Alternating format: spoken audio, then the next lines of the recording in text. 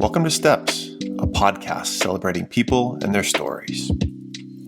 Far too often, we don't give people the opportunity to share their journey, where they've come from, what they've overcome, and the amazing things that have happened in their lives. That's what we're going to do on Steps. We'll have real conversations with real people to understand how they've gotten to this place in time. Confucius said, the journey of 1,000 miles starts with a single step. So, let's start this journey. My name is Steve Venzel. I'm a former college volleyball coach who has a passion for stories, in particular, other people's stories. Today's is one worth tuning into. Our guest today is Amanda Martin. Amanda is a native of Nashville, Tennessee. She played Division I soccer at St. Louis University and is a member of the St. Louis Athletics Hall of Fame. From there, she spent 8 years as a Division I soccer coach before transitioning into the corporate space with Deloitte. From the time that she joined Deloitte until now, Amanda has had a tremendous impact on the lives of so many that have been lucky enough to cross her path. Currently, Amanda is Diversity, Equity, and Inclusion Recruiting Manager for Deloitte and is calling Philadelphia, Pennsylvania home. Now, let's get into the conversation with Amanda. Good morning, my friend. Hey.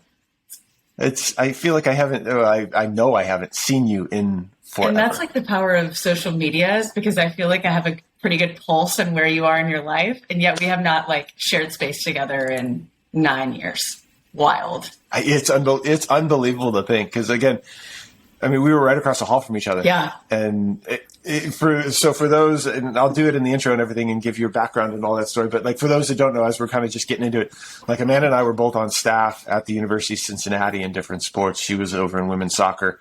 I was over in the women's volleyball program. And, collegiate athletics is one of those spaces that brings people together. So that's where we connected and where our journey kind of started. And it's been, you were saying as we were talking, when were you at Cincinnati? Yeah. So the end, fall of 2012 was my last season. So I moved from Cincinnati early 2013. Yeah. It's been a bit and a lot of life. A lot has happened on so many fronts on both sides ends of the camera. And I think that's one of the things that kind of piqued my interest about us getting in conversation about this, because you were one of the ones that I kind of bounced a couple of things off of, and through social media, right, we have the power to stay connected and figure all this stuff out, but it hasn't been this for a while. So how about let's start in the soccer space, right? Because again, that's where our paths cross, right? So I'm a firm believer everybody's paths cross for a reason. Everything happens. So let's start with that, because most of the people I've spoken to so far are, sport, they're athletes, they're coaches, all that stuff. So why not we'll keep the theme going and kind of talk to us a little bit about your journey in the soccer space. Yeah. Obviously soccer has, been, I would say, the biggest thing in my life, especially leading up to now, opportunities that have, presented itself because of soccer. I often say that it's the language that I speak, my comfort spot where I feel the absolute most comfortable. I obviously grew up playing soccer. I grew up in Nashville. And then I played collegiately. I started at Arizona and then transferred to St. Louis. And then immediately went into coaching, which is crazy because I looking back, I think I just got super lucky. I'm a pretty outgoing person. I put myself out in front of a bunch of people. No. Yeah. Hey, I'll take the lowest paid job that is available and I started at UNC Charlotte. So I spent my first year coaching UNC Charlotte. And then from there was at Oklahoma for a season. And then I was at Cincinnati for 5. So total 7 to 8 years in coaching. Dang. And what's interesting, having that red thread from the coaching space, right? You went all around the country. And what was that like for you? Again, you said Nashville, Arizona, St. Louis, Charlotte, Oklahoma. So how did you embrace that? Because again, I'm fortunate that my wife and partner, we've done all of that journey, but it's unique to each individual. So how was that? Yeah, I think I was always somebody that wanted to get out and be and see and be on the move, and so that was always exciting for me. I think I realized pretty quickly that I what is tough about college athletics is that oftentimes you can be in a small college town, which I think is cool for a college kid, and it is less cool for a coach. And so I found pretty quickly, like, okay, well, my vibe is definitely more in like an urban environment. So I liked moving around. I obviously liked meeting people, and coaching's hard. Like, and I like, now that I've, transitioned into the corporate world, like so many things like that I take from coaching, or just even like anecdotes, like funny things. Like I'll say to my team now that I work with, it would be a hard work week. And I'm like, we don't have to beat Notre Dame to keep our jobs. Like, it's so crazy. But for real, and that, it's interesting that you say that. And again, I don't know if I'm supposed to do this in reference to previous episodes, but like my first episode I did, like I had with Matt Ginepro, former head coach at App State, right? Like Matt and I talked at length about, wins and losses and why you coach and like administration and all that stuff. And like you bring up an interesting point, because when we were talking earlier, you mentioned a lot of my listeners are going to be, particularly in the volleyball space, coach space. We're looking to expand it. So, hoping we get into the soccer space here too, but like, and life and all that, but like wins and losses is what you are judged on as a coach. And that's a shitty feeling. I will say this, like, and I say this to people in my life, nobody's showing up to like my presentations or Zoom meetings and like critiquing it or being like, crushed it or blogging about the fact that I should lose my job. I mean, that there isn't that. I don't experience that anymore. And then, like within coaching or within athletics, like it's hard not to let your entire self-worth be caught up in wins and losses. I mean, it takes over so much of your world. Yeah.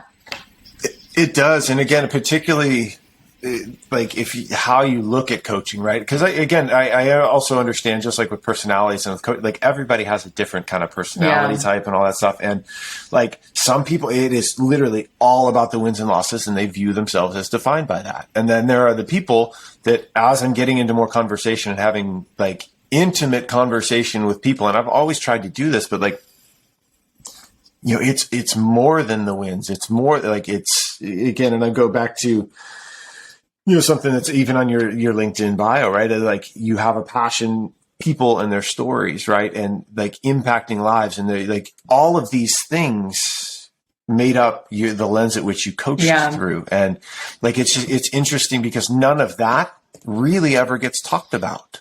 Yeah. I mean, that's so true. Like you don't get to like plead for your case in front of the AD and say, I really cared about, people and their stories.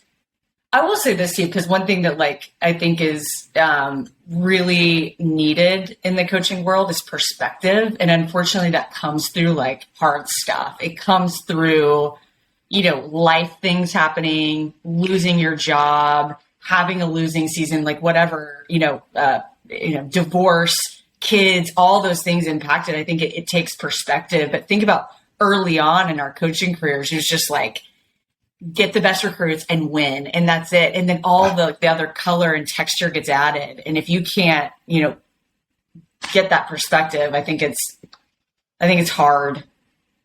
100%. And I think one thing that you hit on was kind of that age piece, right? When you get into coaching, it's like, hey, we're going and we're doing this and but like, what's one piece of advice, again, having been through it, that you would share with somebody that is in the same position you were in so many years ago? A young coach that's like, okay, it's about the wins and but like you said, it's kind of an age and we grow and we do that. Like, what's one thing that you would share that you wish you knew? I think this is not all of who you are. This is not 100% of who you are. It might take up a ton of your time, but like, who are you when that doesn't exist? And spend as much time building that, like building who you are on the inside, building a community, like having just other outside influences, to me, I think is so necessary. I also, and I don't know if this is like wrong to say, listen and learn. I think like you come in as a young coach, like I have all the ideas and I'm passionate. That's a big thing. And I think you and I both share that. It's like,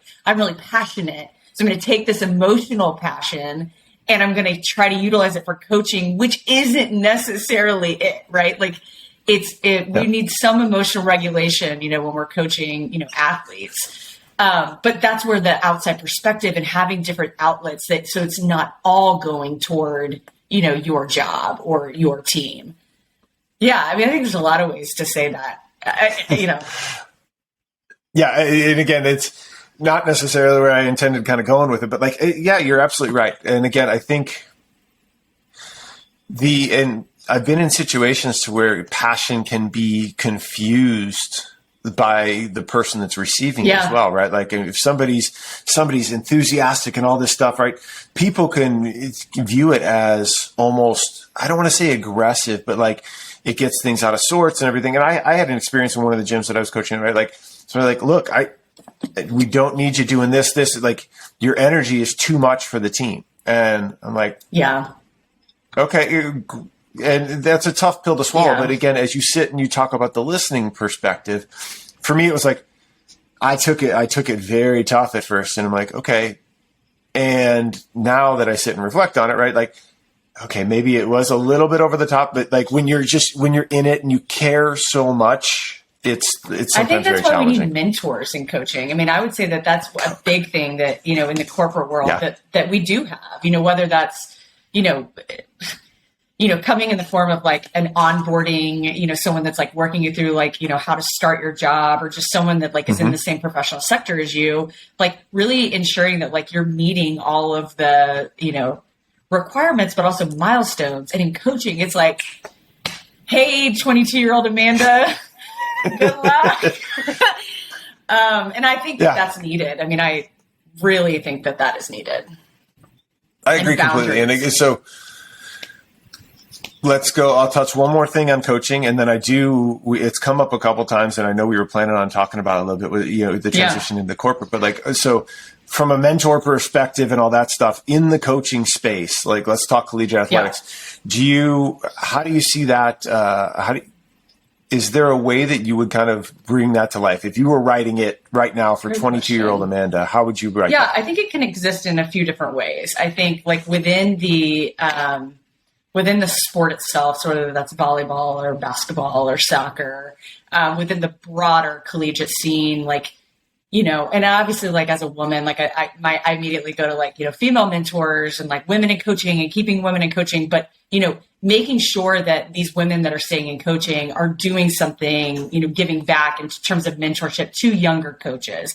And I'm sure alliances like that kind of exist, maybe like, but, once again, everyone's sort of fighting for their time. But if that was like built into, more of like a broader reach, I think that would be successful. One step further, and if I could create this, it would exist within the athletic departments, right? So like you start as a coach and you are a, second assistant coach, then you are paired with a first assistant in another sport. And you're, having, quarterly check-ins of development. And maybe that's an opt-in or an opt-out, but I think that is something that can be really useful. I dig that concept. Like that's pretty cool. So any of my coaching friends that are listening, right? Can you bring that to the table within your programs or your athletic departments? Because I think that if I reflect, I think that's one of the reasons why potentially you and I had connected. I'm always that person. Like I will go and I will seek out and I will connect, right? Connection is my thing. So I naturally found some of that, but I didn't necessarily look at it through the lens of from a growth or a development perspective. It just made my heart full to connect with other people, right? So I think that's a super interesting concept, and maybe we need to ideate more on that and figure out how we can bring that to life for some people too. Fuck, I dig it. Let's go. All right, so let's segue out of coaching, right? So I mean, again, you've brought it up a couple of times. The corporate space and everything. So Cincinnati ends, and then here's Amanda, who in theory is coached and been a part of soccer her whole life and all this stuff. And now we got to transition. Like talk to me about that journey. Yeah. I mean, candidly, like we had a bad season my last year at Cincinnati. Whole staff was let go. And at that time I was, like approaching 30 or almost 30. And I was like, I was in that pause that so many coaches are in where it's like, do I keep hustling? I kind of mentioned this earlier, move to middle of nowhere college town, and take a mid-major, head coaching job or go get on a staff somewhere. I actually used that time to like really think about what are my transferable skill sets? What else can I do? Like, I know that I'm not just soccer, although that feels like that's only tools in my toolbox. But, so I had a lot of conversations with people, but, recruiting kept coming up. Obviously, like the biggest thing we do in college athletics is that like we recruit our talent. And if I am honest, I think I was a better recruiter than I was soccer coach, or am soccer coach. I still consider myself a soccer coach. Yeah. Obviously kind of going back to like connecting with people, which Steve, I know you do as well. But like, I felt like I was very good at like identifying talent and like kind of like bringing them on the journey and bringing them in. Yeah. So I ended up having conversations back in Nashville, where I'm from, at Deloitte, which is where I currently am, which is crazy because it's been like almost 9 years, which is unbelievable. Like as longer than you've been coaching. Longer than I've been coaching. Longer than you were a coach. Longer than I've been coaching. That's perspective right there. I dig that. So I ended up having a conversation with a couple of the people in the Deloitte office in Nashville, and they had an open recruiter position. And it was just like doing all the hiring for like the state of Tennessee for Deloitte, which, and it was on college campuses at the time. It was, I was back on college campuses, but instead of, once again, having to like prepare these recruits to beat Notre Dame, it was just like, do you want a job at Deloitte? And let's, so anyways, I'm sure you have questions in that, but like, that was the big thing, is the transferable skill set. And that's something I talk to people often about. Like, what else are you good at? What else would, if someone could describe you and they couldn't use the word volleyball or they couldn't use the word basketball, what else are they saying? Yeah. No, I dig that.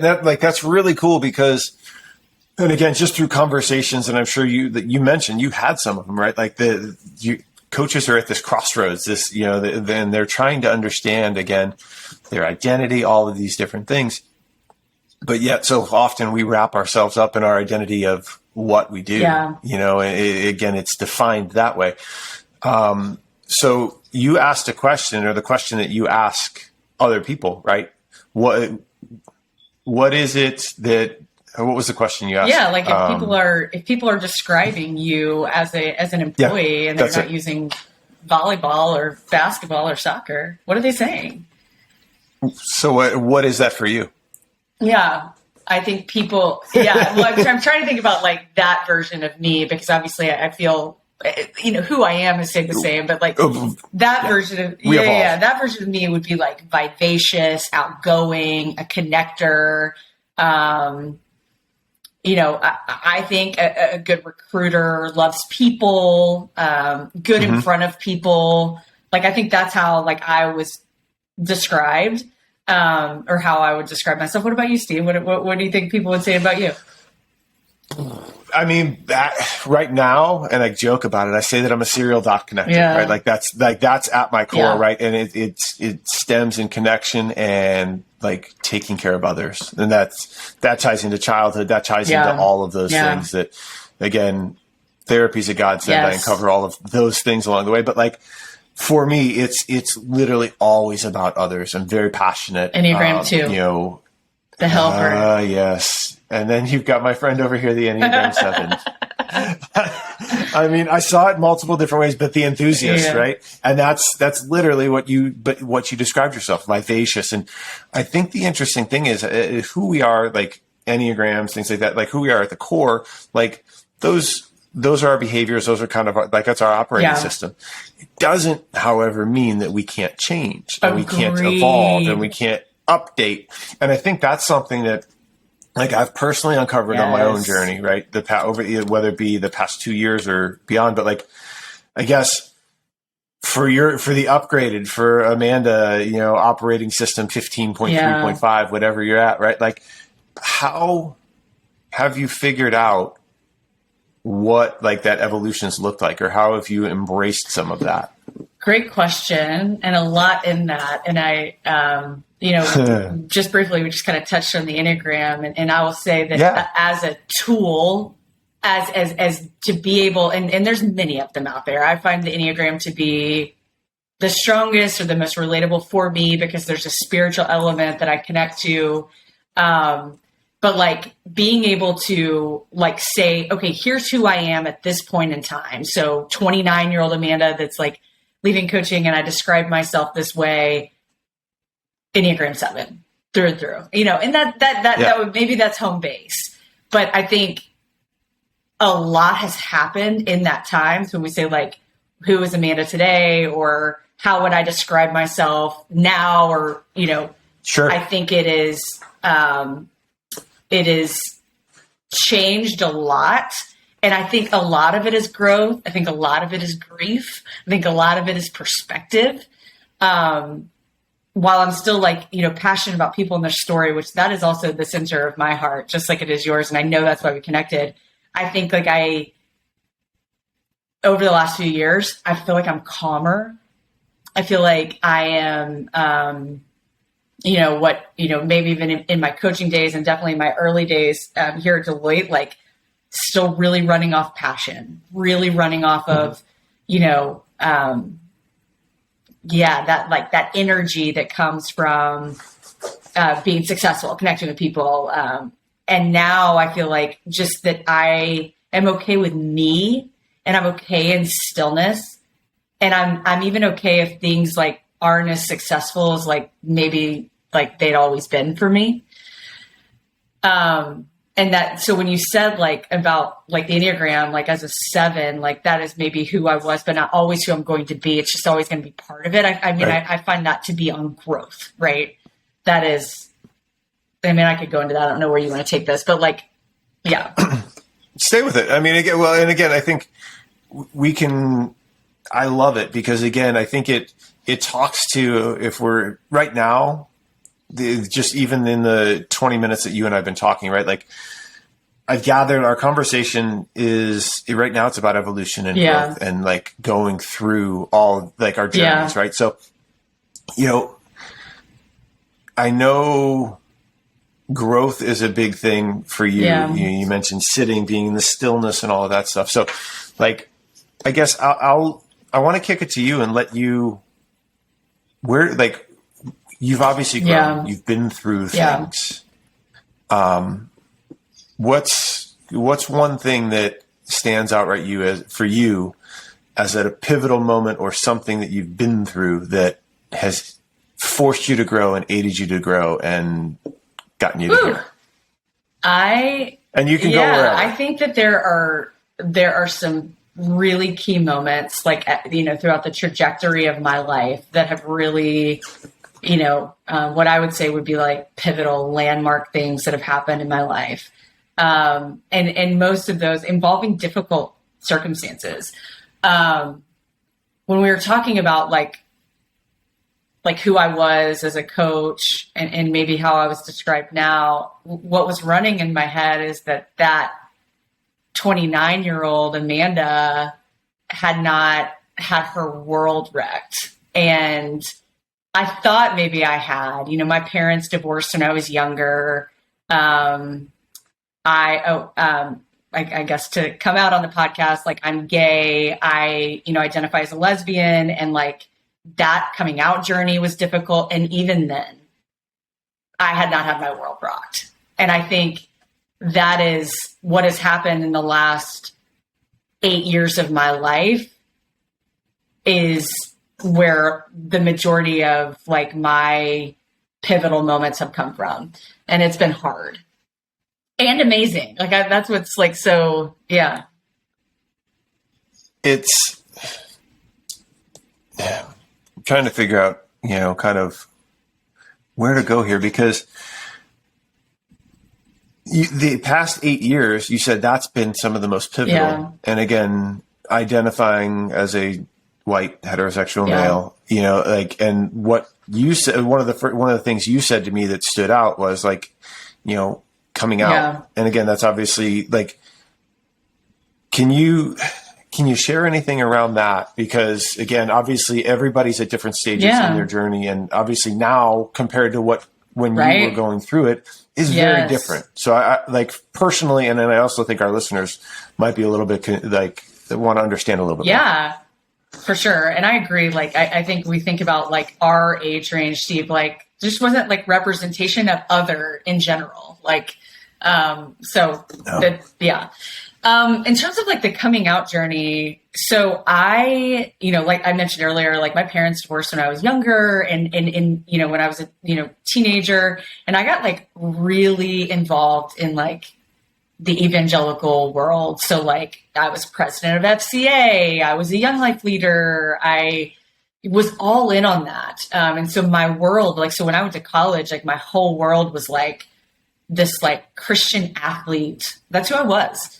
At that time, and in the late 90s, early 2000s, that was also a pretty cool thing to be. Like that was in. It's kind of an interesting thing to say, but and it was a really wonderful thing for my life. Like I very much, at that time found a lot of peace in that.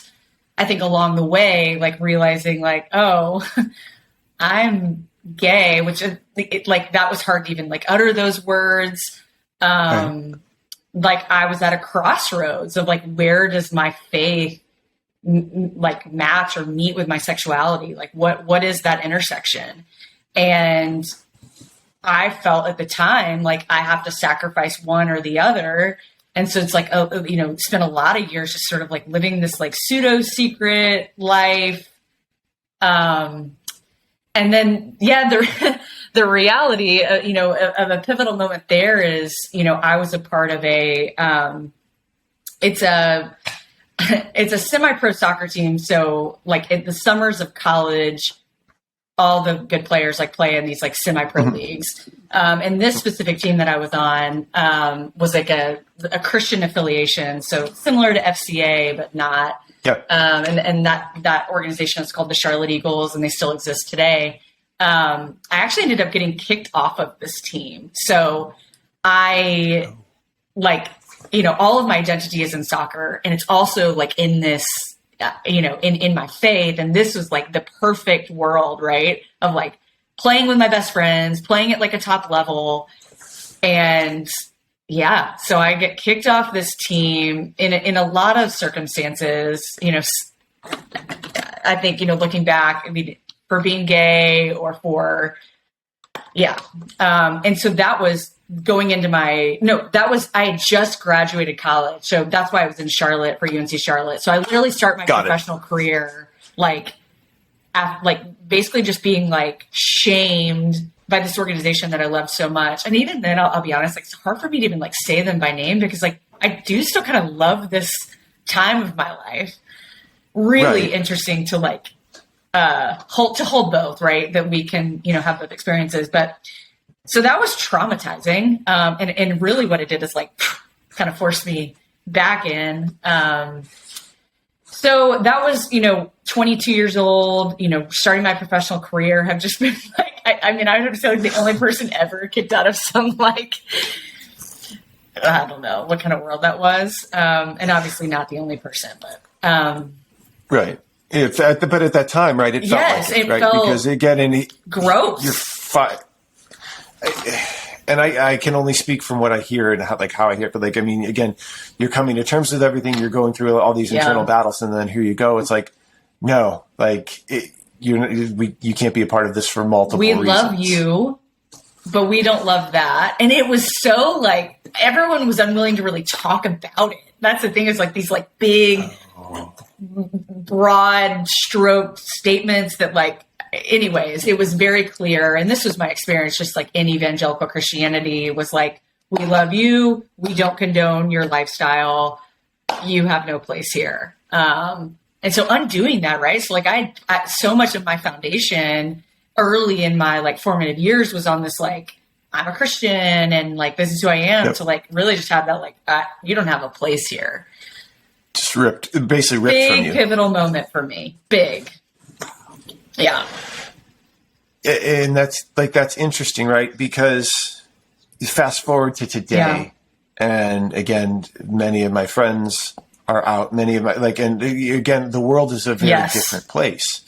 And I sit and I take a step back, right? And obviously knowing little bits of your story and your journey from that perspective, but like people like you were also the ones that helped bring to life and bring things to life that are happening today. So again, although that I'm not a part of that space, I am an ally and everything. And like, so I thank you for, doing what you did. And it sucks that you went through that.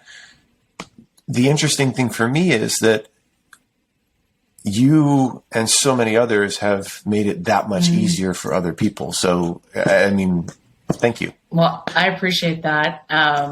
I think about the people that came before me that really paved a way and a path that I think don't get the credit, because what's interesting about like this, like, my age range, I'm in my late 30s, is to say like, there was so much in my life where like you couldn't, like, I could not even fathom that like gay marriage would ever be legal, that like it would ever be talked about. And then we hit this like warp speed in, starting around, like the second Obama administration. So like 2012, where it just went into like, this is actually happening. And it happened so fast. That like sometimes I'm just like, that's crazy. Like how much has changed even in my adult life. Yeah. Well, and so when that's going on, right, you hit warp speed, you get in, again, was it 2015 when gay marriage became legal, right? So many people, it's like, okay, like this is, I'm in love. We're able to do this. Let's go do that. And what was your experience around that? Yeah. So I was in a relationship at the time. We were actually engaged when gay marriage became legal.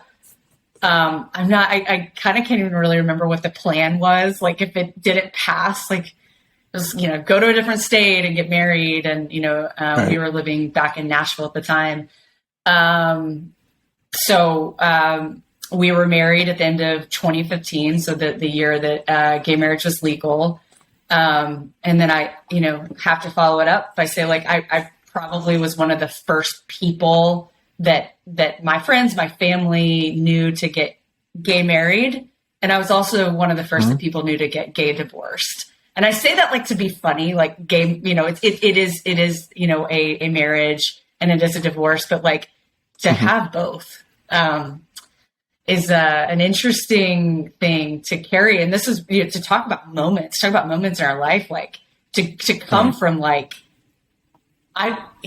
really like fighting for the right to be seen and like celebrated and accepted. And I'm not the only one. And I don't want it to sound like this is just Amanda. And, she's the only one to go through this. Like so many people have, and I still sit in a massive place of privilege when I say that, but, to really fight for that, and have people say like, we're in, like my grandparents are in, my ex's family's in, like everyone's in, felt like holding a lot.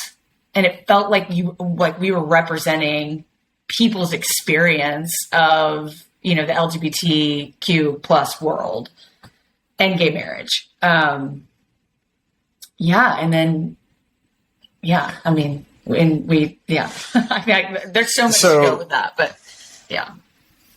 One thing you just quickly said was that you held all of that for other people, right? Yeah. And like, it was like, you were people's first experiences. You were like all of that, right? How did that make you feel? And really quickly, let's go with that and then we'll see where it goes. So thinking about like, I'm trying to think about like how to answer that. So like, how did it make me feel to almost feel responsible for people's experience of gay marriage? Or, thankful for a lot of therapy that I've been able to like process this, like, cause now I have a look back lens. At the time it felt heavy. It felt like everything has to be perfect, right? Like everything that we're putting out into the world has to be perfect. like has to be almost palatable. Like I remember feeling like that mattered, right? In terms of like, yeah, like what, yes. So that felt heavy. And it also, you know, to kind of like fast forward to like 2019 and going through a divorce, it didn't just feel like a painful separation from a partner. It felt like I was letting everybody down. It felt like shame and embarrassment, which reminded me of what I had been through, you know, 10 years prior, you know, 15 years prior, just ultimate shame. And I mean, I have so many things swirling in my head because in those moments, like especially early and like the like divorce part was like total like fight or flight. Like that is where I would say the unhealthy versions of my Enneagram 7 were just in full light. That's actually how I found my way to the Enneagram, because I was like, this is exactly what I'm doing. Right. It is like I was manipulating storylines. I was really like dumping on other people and just like trying to self-soothe, like trying to share my story with a friend so that whatever they told me back made me feel better. Just like constant on the move, flying around, like really trying to avoid it.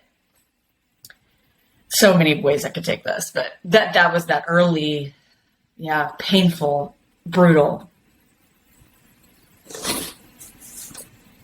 With that, and again, I speak a little bit from experience. Again, there's divorce that has happened in my family, and like not with my parents, but with people close to me. And I sit and I see how that goes. Yeah. One divorce, no kids, another different divorce, with kids. And again, it in some end better than others. Some can be amicable after the fact. Like, what was your, outside of the heaviness and feeling the weight of all of it, right? Like what was that experience like for you, and how is it sitting with you today? Yeah. Felt like the most painful, rejecting past childhood trauma all wrapped into one experience that I couldn't get out of is what it felt like. It felt like I was sitting in a blender with the things that I feared the most, and somebody just went blend and put it all together. My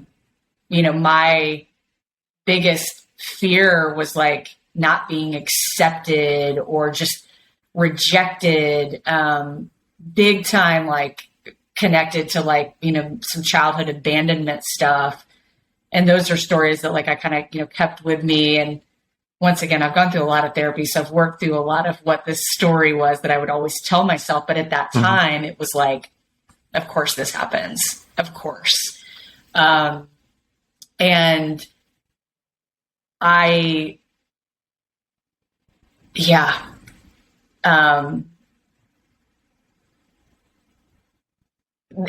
divorce is super death dealing. And it was a really, really hard time for me. Yeah, really hard. And I am sure I'll say it a couple times throughout our conversation, but again, I appreciate you being vulnerable and sharing this. It's hard to be. It's hard, Steve. I'll be honest. Even like talking about it now, I'm like still wanting to like hold sacred space for like, what was, you know what I mean? I'm just trying to be so like it all can exist.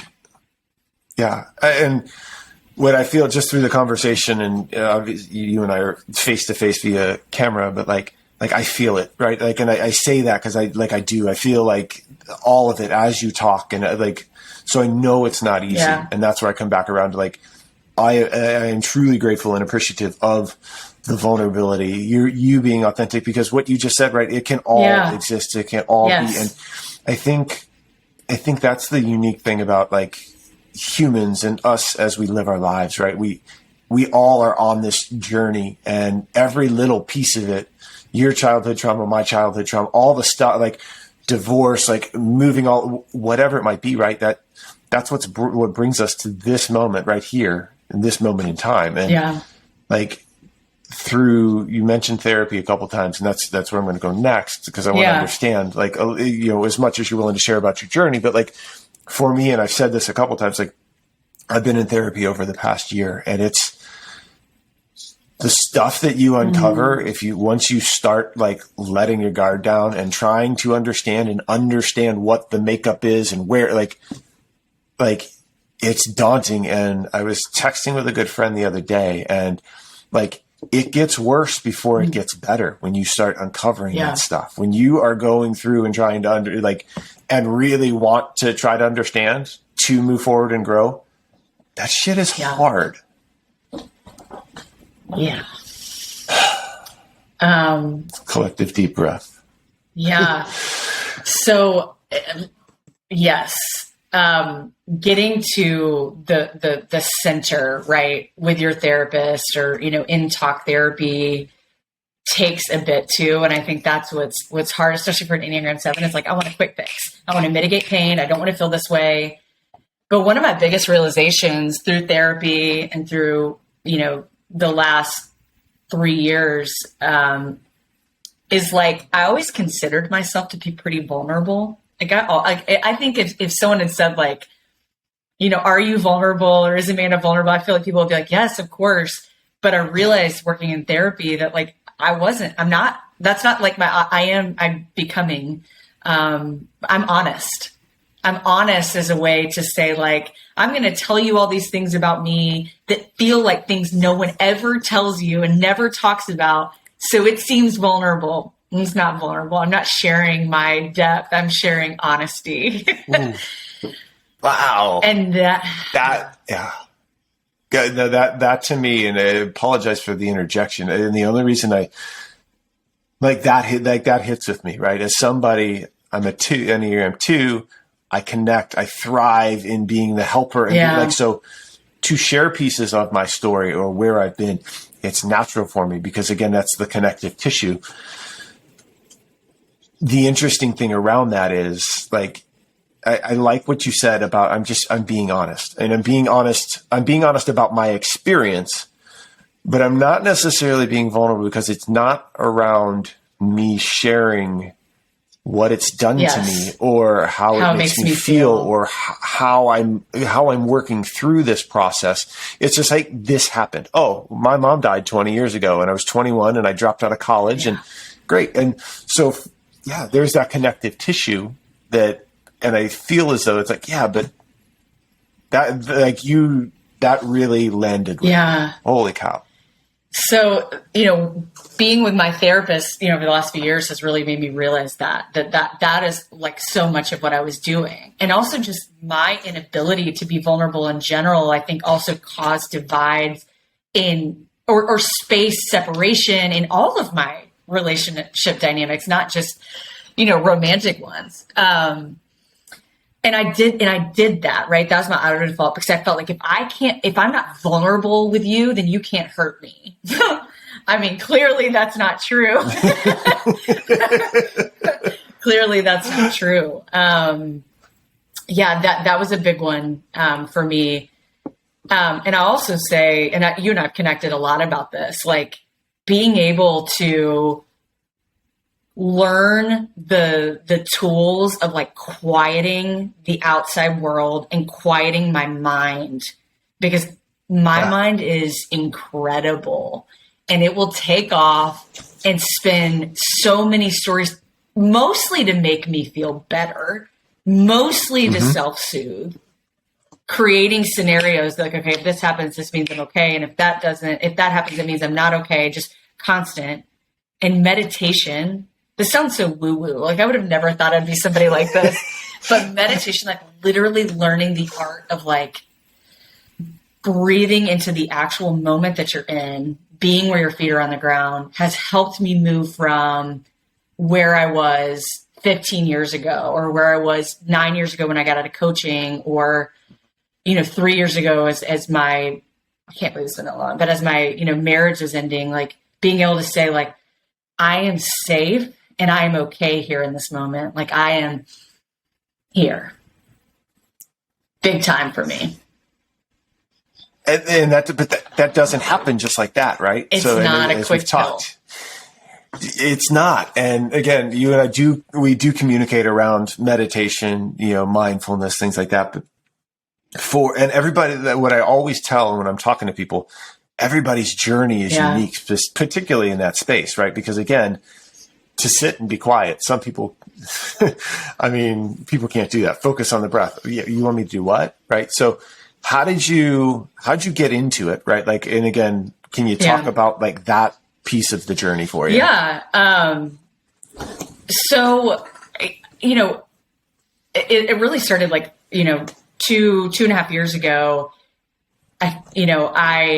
People had been saying to me, obviously I was going through a divorce and I was so wrecked and chaotic, honestly, like chaotic in thought, in like emotion, just really spinning, not like alcohol and drugs, but like really just like emotional drain and draining everyone around me and just spinning out of control. And people had said to me, like people that I know and trust and love, and my therapist had said, like, you should try meditation. And immediately my thought is, like you said, that doesn't work fast enough. That doesn't feel like 3 IPAs, like sitting at my local brewery, which I also love. So I'm going to continue to do more of that. I'm going to travel. I think you probably remember this. Like I went to London by myself over the holidays. Like I was just like, I'm going to do all of that because this meditation thing is not that I'm not going to get anything quick enough out of that. Yeah. And ironically, at the start of 2020, so pre-COVID, so it was like a random day, like I want to say it was like January 15th or something. I just decided, I had read on Twitter, somebody was like, I just finished 25 days on the Insight Timer meditation app. And I thought, I like streaks. Like I like winning. I like all right, coach.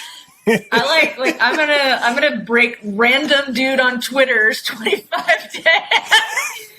I don't even. It's so funny. I wish I had saved that or something. I was gonna say, have you thanked him for that? Because I was like, well, whoever you are, I'm gonna give myself something to do. I'm gonna give myself a task, and that task was like, can I break 25 days of meditation, and what does that even look like?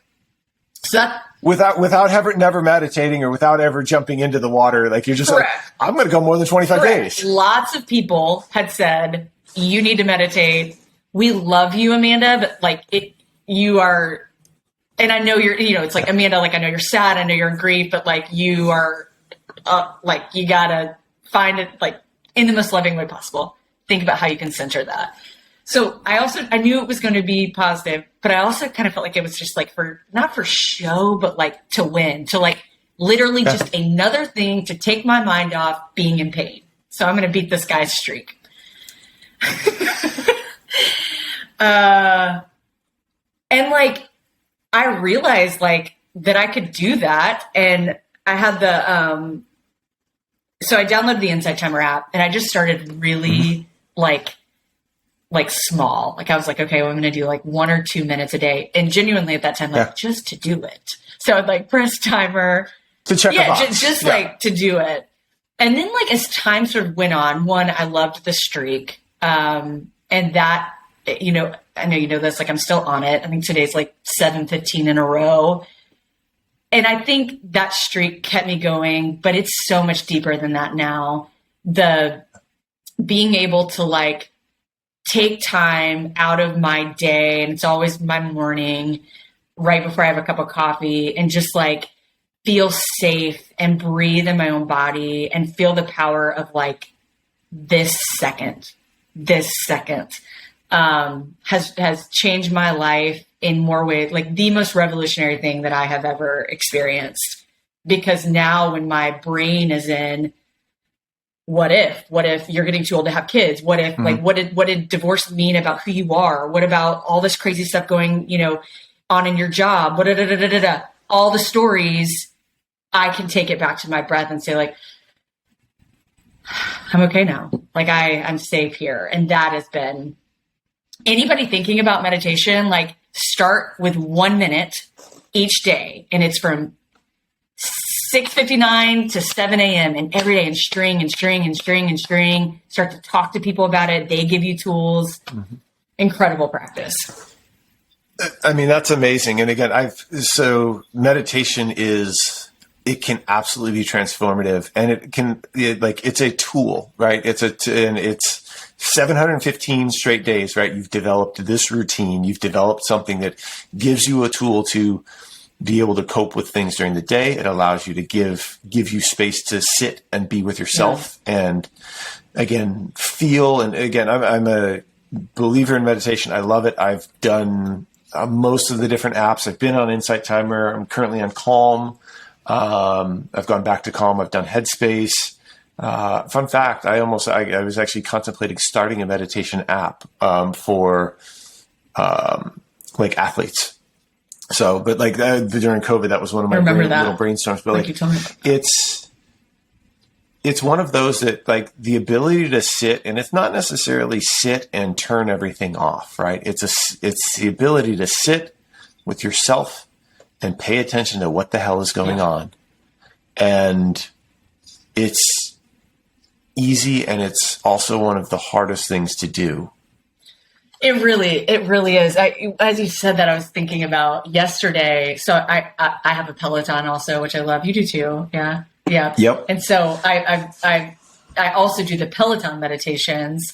I just add it to my Insight Timer app so that I don't miss my streak. Totally fair. You got to keep that streak going.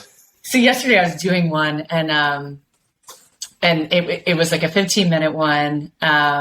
Who was it with? A DT maybe. Okay, got it. Anyways, it was like to come up with your own mantra. And I was, I'm living in Philly right now, and I just have like a studio. I sold my house and everything I own, and I'm just like in this really cool studio. But anyways, so I'm sitting in my studio floor, and she's like, come up with like a mantra. And I've heard these words together, and I have not read this book yet, but like, this is what came over me, and I can't like get this phrase out of my mind, but just like radical acceptance. Radical acceptance. Like, I didn't create that, but it came to me, and I'm like, sitting in my studio here in Philly, just sobbing as I'm saying like radical acceptance, and like feeling the power of that. And to find that in meditation, to find radical acceptance of the unfolding moment, of the moment that you're in, whatever it is. Like, we can't control anything, Steve, nothing. Uh-huh. So radical acceptance is a really powerful moment. Oh my goodness. Like that gave me chills when you said that, because again, right, like those are things that when you pay attention, or even further, when you let go, right, the stuff that comes up is the most important. Yeah. Like, holy hell.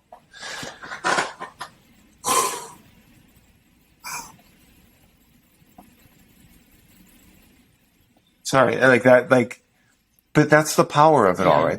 For me, that's the power of paying attention. That's the power of doing the work. Like, that's because something like that happens, and you are able to sit and be free and allow yourself to feel and cry and like whatever it is that you yourself need in that moment. But that's what you landed on. And the fact that you're bringing it up a day later means it's exactly what you were meant to feel, and what you were so like to me, it's just super powerful. And it's a testament to the journey of everything that we go through, right? Like, we're all on this path, all on this journey. And I've said it multiple times, but like, you're exactly where you're meant to be right now, as am I. And it's, a little bit of vulnerability here, like particularly with the podcast, right? Like, I've had this in mind for quite some time, right? And I get my own way, and I'm like, I just don't do. And so I finally have done it.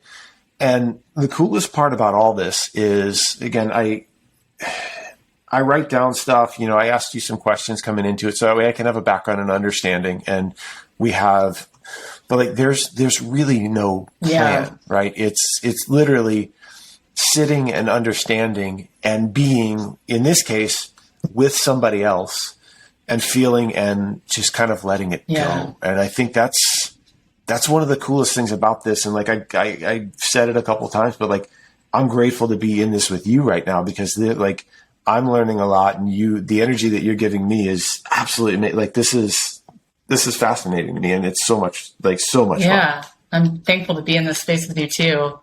I was thinking, Steve, while you were talking, about like resources and how like when I think about you, I feel like you're someone that's like constantly like trying to learn and get better. Like that's just who you are. And I've like always known that about you. And I see this as just like one other medium for your self-growth that other people are going to really benefit from. And I think that's really, really cool. I appreciate that. It's a lot of that. And then it's also, again, going back to my Enneagram 2, my helper, right? Being able to help people in some aspect. And like, that's where steps kind of came from, right? Like it's being able to share like the good and the challenging of somebody's story, because we all have those pieces, and it's a relatability aspect. It's something that when somebody walks away from this and listens to your story about grief or divorce or finding meditation, or whether that it sparks something in somebody like, oh, well, Amanda said that, like, I can do this. Right. And I go back to the first episode Matt and I did, was like his goal. And ultimately I ended up finding it. That's my goal, is if we can help one person along the way by telling a story and doing this, like, that's what it's absolutely about. For sure. Can we like riff for a second on like books? Like, I want to, because I feel like that is like an area that I want to suggest. Yeah. Okay. What's on your nightstand? Great question. Book wise. We're in the studio. Yeah. Interesting. So, actually, I just finished How to Do the Work by. She's the holistic psychologist. Yes. How is that? This is incredible. Like, this is amazing. So I just finished How to Do the Work.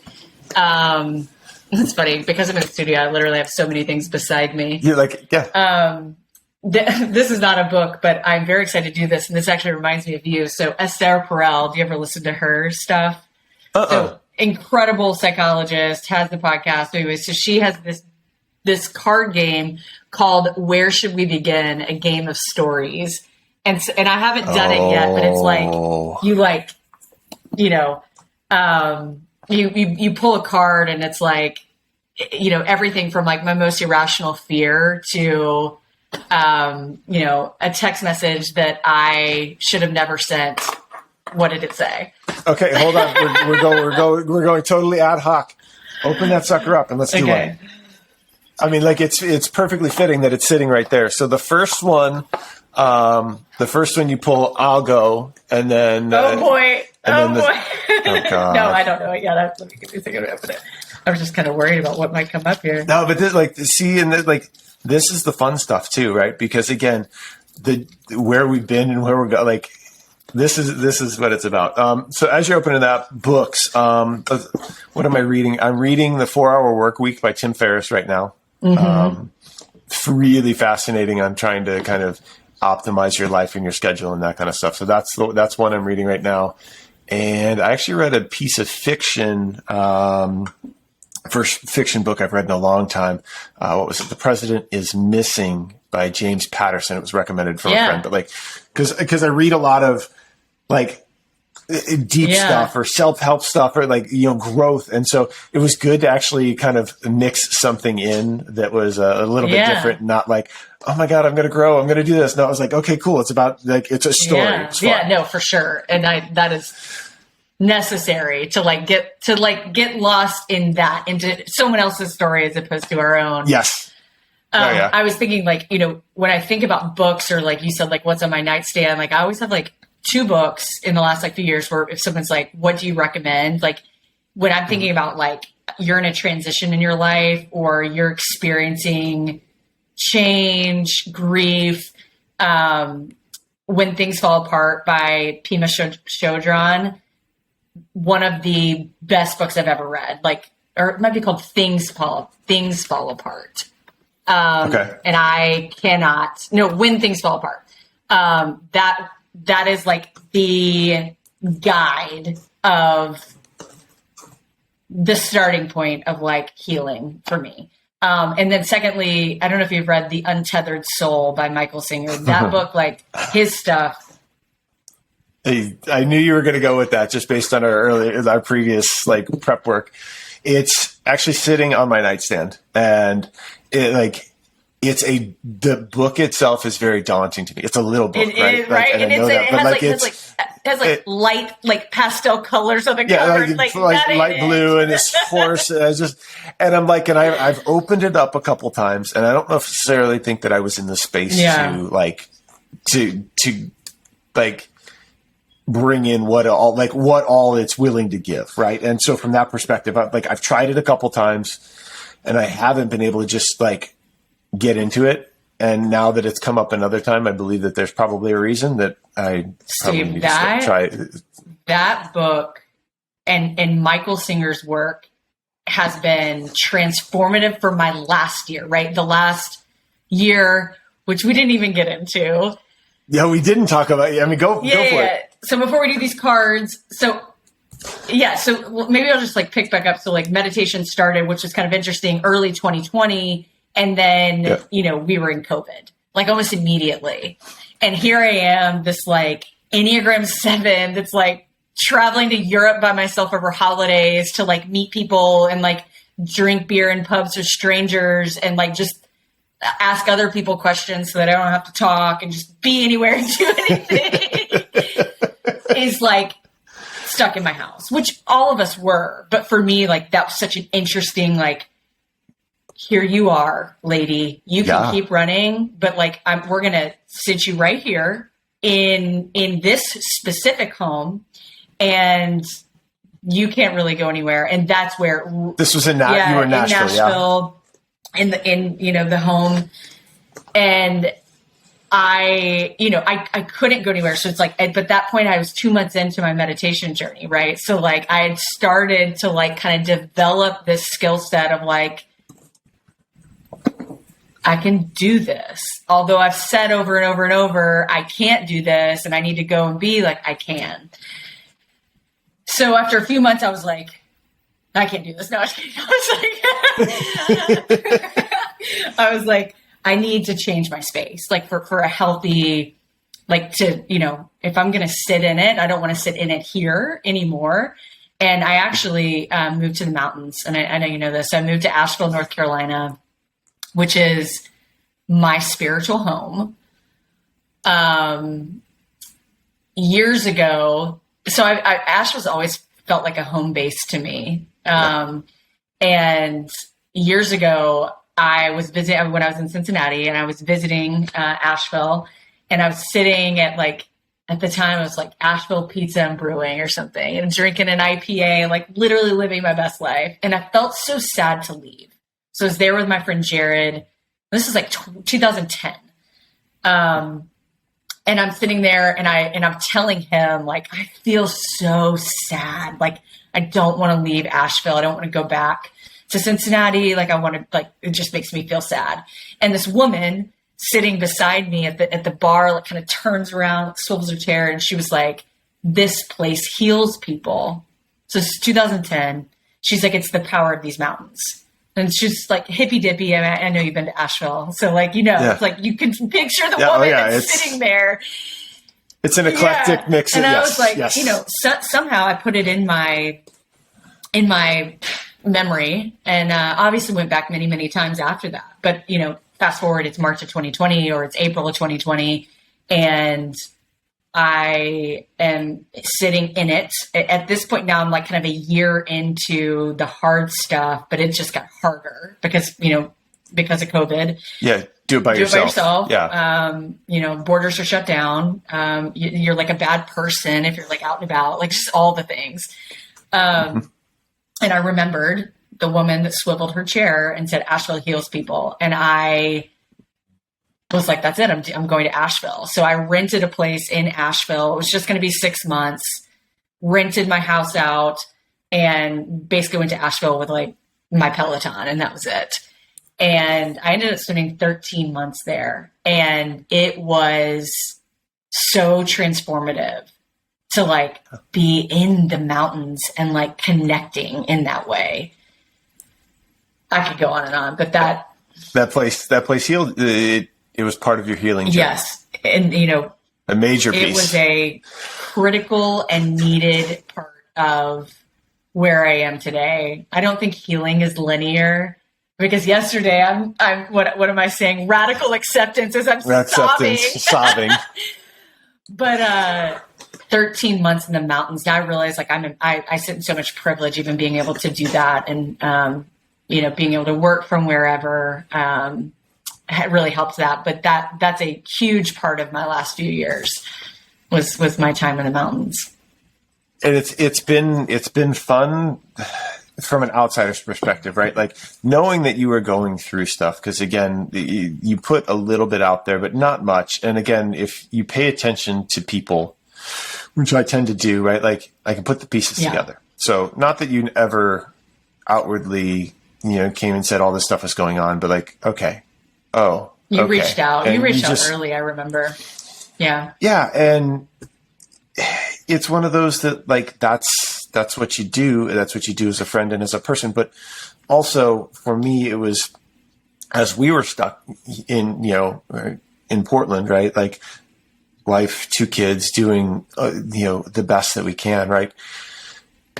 You and watching what you put out there gave some life and some hope to me. And like, because like I knew that you were on a journey and I knew that you were taking care of yourself and doing something that far too often people don't do. And they just like, you jumped, you did something to better yourself and move yourself forward. You took that proverbial first step. And so when you were going through that, like, as much as it was for you, know that it was inspirational for people, including myself, that may have not told you that along the way as well. I appreciate that, Steve. Yeah. Like it's like, I applaud you, and I'm so incredibly happy to watch your journey from a distance and watch the growth and the evolution and that has brought you to this moment. Sitting in a studio in Philly and sobbing on the floor and uttering radical acceptance. We've come a long way. I'll reach out to a DT, let her know that she spoke to you. It's funny though, right? Again, like Peloton and all that stuff. Like I've developed a pretty solid relationship with like Kristen McGee. That's what I was asking. Like, and we'll message back and forth occasionally, but like it's the people that we connect through screens, through social media, through all that stuff. They like the impact that they have, you know, hopefully again, same with this podcast, right? I've gotten a lot of people that reach out through, it's a different medium, but like by doing the things that we're doing. And if we're showing up who we are and showing up authentically, it helps people in one way, shape, or form. And I think that's the coolest part about like this journey. It's so cool. You ready for a card? Sip my tea and then, let's do a card. I got the first one. Okay. So I'm just supposed to pull a random one and read it. Yeah, all good. I'm sending you my energy and you pick which one it is. Boy. Okay.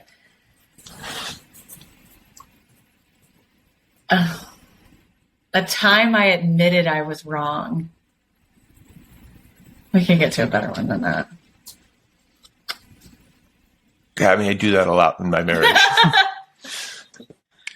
And sometimes I don't, but... Okay. Yeah, go ahead. Maybe another one? Yeah, we'll do another one. I need to let go of. Oh.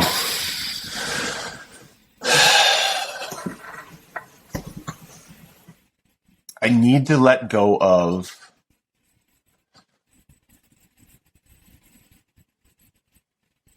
holding on to the things that happened to me in my childhood and saying that and using it as a crutch or as something that I lean on, because I know what I've been through makes up who I am. And in the next breath, I have the opportunity to change the narrative or read the story a little bit different and not allow it. So like, I'll give an example. like, and I do a lot with my wife. We sit and we go back and forth. And like, as I struggled through stuff, I end up going back to some of the trauma, some of the stuff that I've been through. And I'm like, oh, well, I went through this. And in some cases, and it's tough to admit, but like, I use it as it can be an excuse, right? Going back to it's the honesty piece as opposed to like the authenticity piece and the ability to move and learn from it. And it's not easy to do. And I also know that it's kind of crucial to continue to evolve. So I need to let go of holding on to that stuff as a definition as to why I do some things. That's really powerful. Thank you for sharing that. Because I think it takes a lot to even look at your past or your childhood, like the death of your mom, which I remember you sharing that with me like very early, which at that point it had not been that long, but it's hard to go into all of that and identify it. Here was a pivotal moment in my childhood. So that's step one, but then to not have that, just to carry that with you and be like what you lead with going forward. It's more like, can that be something I processed and part of my story and not what I lead with? That's deep, man. Yeah. And as a parent too, right? I find that even some of the tendencies and the stuff that has happened, right? It bubbles up or manifests its way into my life. And it's not necessarily how I ultimately would choose to parent or do this or this, but like, it's sometimes that reactionary piece, right? Like that's something I'm working on in therapy, is to continue to try to uncover some of those things. And then also know that those things, those reactions, maybe I can take a step back, maybe I can slow down, maybe I can pause, maybe so yeah, but like it's no different than you sharing your journey. And again, this is not a deflection. This is kind of a celebration of you, right? Like your divorce, you're coming, all of that stuff doesn't define who you are, but you can continue if you wanted to, right? You could lean back into it. Well, I'm divorced and I let these people down, and but that's not the case, right? That's the journey you're on, 715 days of meditation and radical acceptance on the floor and all that stuff. Like, you're doing the work. Do we go back to those things? Yes, it's natural, but those aren't the things that define us. Those are the things that make up who we are. And we have the choice to move forward. That took a total different turn. I was thinking like while you're saying that, but I have someone that I share some of this stuff, like these thoughts with often, but one thing that we say a lot is like it just is, right? And what a blessing that we were able to go through what we've been through, or what a gift. Like it's almost like a way, and this is a Michael Singer thing, but a way of almost like tricking, and not in like a falsehood, but like rewiring of your mind to say like, what a gift. What a gift. That's hard. It is, and it's so hard to receive that gift, because again, like you think about gifts, you have to receive it. We can sit and say it, and we can say it, and we can say it, and like, and I've said it, like, I wouldn't change the world. I wouldn't change anything that's happened, because this is exactly where I'm meant to be, whether you believe in God, the universe, whatever your spiritual like, we're here and we're exactly where we're meant to be. Right. So I would never change it away. And the analogy that my brother and I were talking, like, our story up to this point in time, you and I talking right now, is written. It's in pen, right? Can't change it. Can't do anything about it, but that's our story. What we do have the opportunity to change or do is start mapping out our story for the future, right? What do the next chapters look like? What do we want them to look like? Also understanding that they may, and it's written in pencil, keep that in mind, because again, it's nothing set in stone until it's in the past. But we have the opportunity to sit and think about what we want to create, also understanding that just because we want it to happen doesn't mean it's going to be written in pen. Yeah. I'll bring up Michael Singer one last time before I draw a card, but he always says, and this is like a thought that I think about often, that it brings me so much peace. but it took 1 billion years of things happening a certain way for us to be sitting here right now. Like every single thing had to go perfectly for us to have this moment or the next moment or that, like who always like in the most beautiful way possible. Like who do we think we are that we have this like control over anything? So it goes back to like radical acceptance. I mean, you know, but you know what I mean? Like billions of years of molecules and atoms like forming together and our ancestors meeting, and it's just unbelievable. Well, I mean, that's the truth. And even if you want to, so that, I mean, that's completely like macro, you know, if you want to talk micro and just even, we'll go the past 9 years, right? You and I, our paths crossed in 2012, right? Here we are, 2021, almost into 2022. And we're having this conversation, but there's no way in hell that you and I would have even thought that this would be a blip on the radar 9 to 10 years from when we first met. Can you imagine if like 9 years ago, you and Corey were in my apartment, if we were like, hey, 9 years from now, we're all going to have like our shit rocked and we're going to record it on this thing called a podcast. Yeah, that people are going to listen to. And oh my God. Like, wait, what? Can I choose not to experience that? It's funny. Yeah, right. I mean, oh my goodness. But this is where we're meant to be. And I love it. Like I'm truly, it is a gift to you, to what you said. Like it's this moment and everything that we've been through is completely a gift. Okay. What do I got? All right. Your card.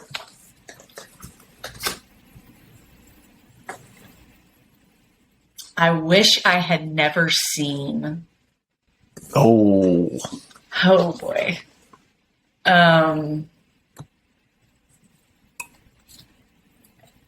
You want to know why this is hard for me? I'd love to. I'm an avoider by nature.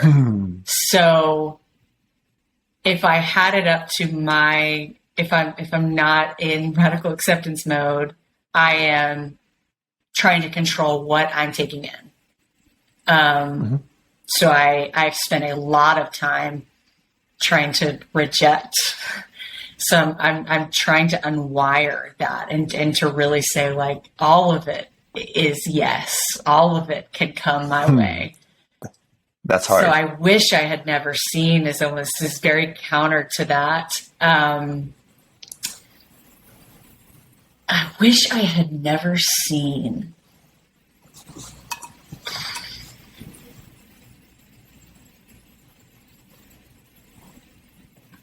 I'm trying to be. You can grab another one if you're not feeling it. We pulled the second one for me. It's okay. Yeah.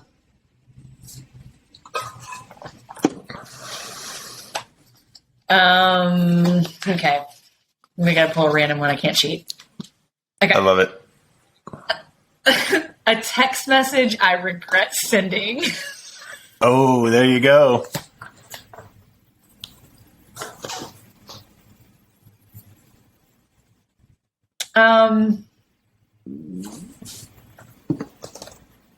This takes me back to, probably 3 years ago when things felt like they were falling apart in my life. And I wouldn't say that it's one text, but I kind of alluded to this earlier.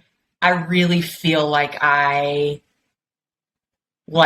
dumped emotionally on a lot of people in my life. I mean, that's just like where I was. And I love that version of myself. So I don't know if it's regret, but I think I probably emotionally flooded my family and friends. And I feel bad. Like, it's funny because we're talking about like everything happens for a reason and we're in this moment. So like, I think that's also just kind of part of the story, and it is, how I'm here. But like, I regret how much I was trying to like self-soothe. And in doing that, I think I really really emotionally poured on to like valuable people in my life. And I felt this need, and I have to say like, I'm really sorry. Like, that was way more about me trying to get you to tell me that I'm okay, as opposed to me telling myself I'm okay. So it's not like the saucy, like regretting text, but it's like, yeah, I think I've emotionally flooded the shit out of my friends and family.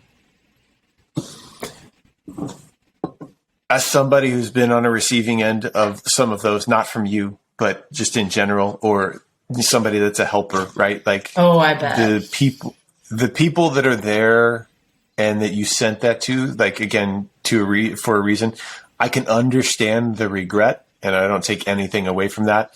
Just know that the people that know and love you and care about you don't care. Yeah. And again, it's that fine line. So I get it, and I receive what you said. I'm not discounting that. I just little anecdote. Yeah, no, I appreciate that. I appreciate that. Well, we've been chatting for an hour and 20 minutes, which is fantastic. Yeah. But I'm thinking we've covered a whole lot of stuff, right? And I want to give you an opportunity, if there's anything else that you want to share, or if there's anything else that kind of comes up that you feel compelled to, or let's be honest, I mean, the way this has gone, I have a feeling that we may have to do this again. And, I mean, I had some things pop into my head that we'll talk offline about, but like, I dig this. This is fun. And this has been pretty awesome doing this with you. But like, before I offer a little bit of gratitude to you and ask a final question, is there anything else that you want to leave our listeners with? Great question. Let me think about that.